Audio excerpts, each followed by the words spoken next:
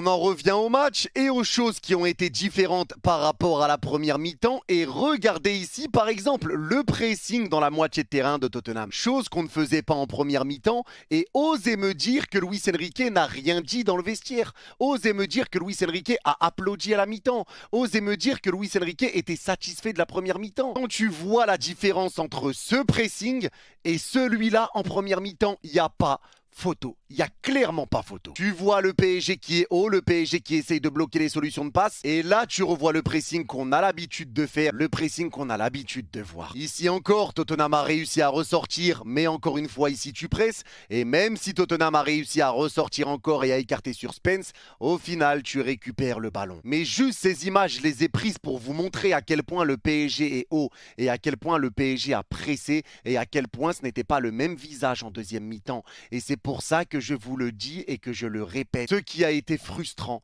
c'est de savoir de quoi tu es capable par rapport à ce que tu as fait.